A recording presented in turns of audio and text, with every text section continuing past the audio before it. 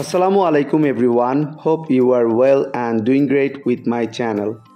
আজকের এই ভিডিওতে আমি আপনাদের সাথে শেয়ার করব একটি অ্যাডভান্স ইংলিশ স্ট্রাকচার। সো ভিডিওটি না টেনে শেষ অবধি দেখুন।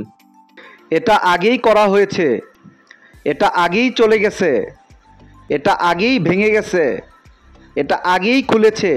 এই প্রতিটা বাক্যে যে জিনিসটা কমন আমরা দেখতে পাচ্ছি সেটা হলো এটা আগেই।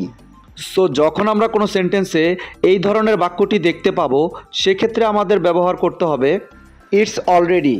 এই টাইপের বাক্যগুলোকে ইংলিশে বলতে হলে সেন্টেন্স স্ট্রাকচারটি হবে it's already plus past participle. চলুন তাহলে এই স্ট্রাকচারটি দিয়ে এক্সাম্পলগুলি দেখা যাক।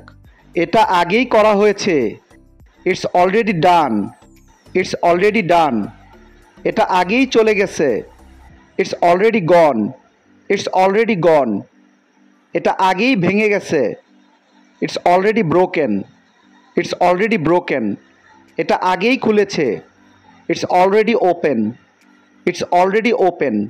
আই হোপ এই স্ট্রাকচারটা আপনারা ভালোভাবে বুঝতে পেরেছেন। Now it's your turn. এটা আগেই শেষ হয়েছে, এটা আগেই শেষ হয়েছে। এই বাক্যটি ইংলিশে কী হবে আপনারা কমেন্টে লিখে জানাবেন।